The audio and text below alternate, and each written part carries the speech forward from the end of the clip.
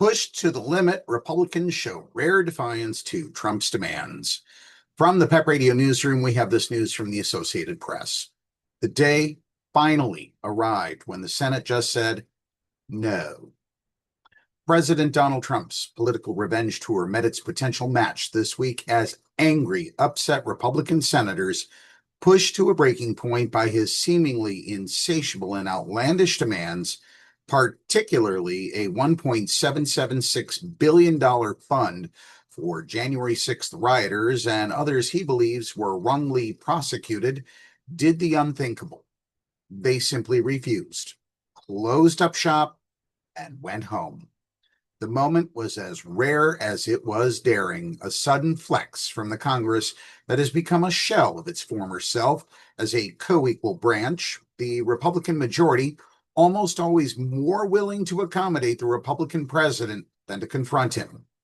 The result left in shambles for now, the GOP's top priority of passing a roughly $70 billion budget package that would fuel Trump's immigration and deportation operations for the remainder of his presidential term into 2029.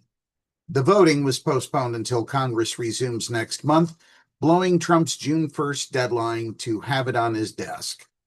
Trump asked during an event at the Oval Office if he was losing control of the Senate, shrugged. I really don't know, the president said. All caps, a bruising week after the president swept midterm primary elections, taking down one Republican after another. Senator Bill Cassidy in Louisiana and Representative Thomas Massie in Kentucky are endorsing the challenger to Senator John Cornyn in Texas, turning the might of his Make America Great Again movement against those who have stuck to their own views rather than yield to his. And it wasn't just the Senate. In the Republican-led House, for the first time this year, enough GOP lawmakers broke ranks to signal support for a war powers resolution from Democrats designed to halt Trump's military actions in Iran. House Speaker Mike Johnson postponed voting until he could ensure an outcome that avoids confronting the president. The endgame leaves Trump and the party exposed in new ways. While the president is winning with his hand-picked candidates, many are untested heading into general elections this fall. Trump's own approval rating sits at a low point, and he is spending his political capital alienating his would-be allies and threatening to derail GOP priorities as they try to persuade voters to keep them in office. And there's quite a bit of anger in the Senate over Trump's payout for punks. I'll explain. Trump's announcement of nearly $1.8 billion anti-weaponization fund for those the president believes were wrongly prosecuted came with little warning and less support, blindsiding senators already fuming over his push for $1 billion to provide security for his new White House ballroom. The audacity of the arrangement, Trump negotiating a settlement to his own lawsuit against the Internal Revenue Service that would set up the compensation fund for those perceived to be wrongly prosecuted, proved too toxic for the Senate to bear.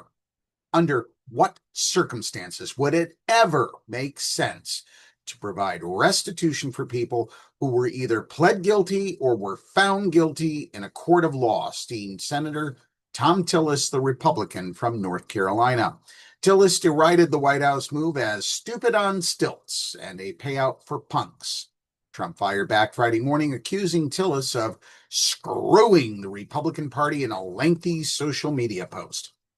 GOP Senator Mitch McConnell of Kentucky, the former majority leader who tends to keep his own counsel, issued his own statement in the aftermath.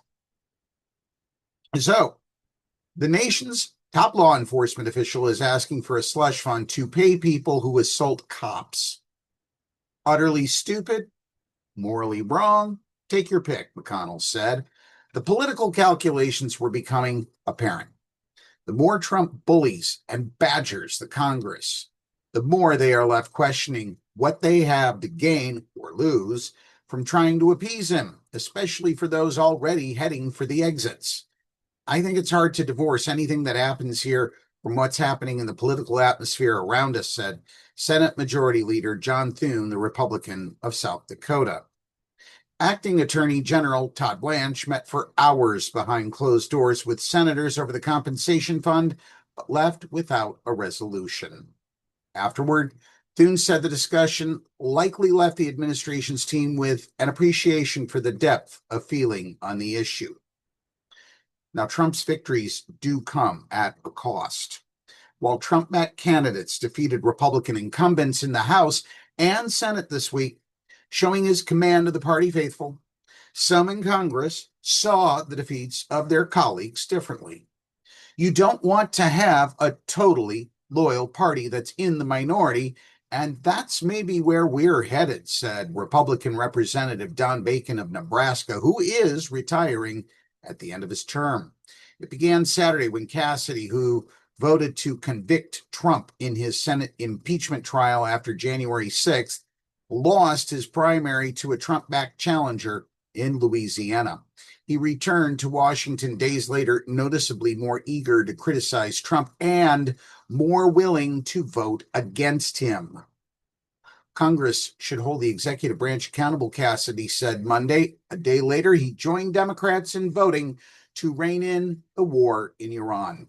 Then came Trump's endorsement of Ken Paxton over John Cornyn in Texas, a move many Republicans viewed as both personal and politically reckless. Trump said Cornyn was not supportive of me when times were tough. There's a lot of folks in our conference that are disappointed because we appreciate working with John Cornyn, said Senator Mike Rounds, the Republican of South Dakota. Others worried the divisive Texas primary could jeopardize a seat Republicans cannot afford to lose. He made the wrong pick, Tillis said. It's going to be a lot more expensive to hold that seat. Frustration extends well beyond the Senate. In the House, there were also signs of discontent among Republicans. Representative Brian Fitzpatrick, the Republican from here in Pennsylvania, joined Democratic Representative Tom Suozzi in introducing legislation that would block taxpayer dollars from being used for Trump's proposed anti-weaponization compensation fund. Fitzpatrick also drew Trump's ire after the president complained publicly that the congressman likes voting against Trump and warned, you know what happens with that. But Fitzpatrick insisted the backlash inside the party was driven by policy concerns, not political fear.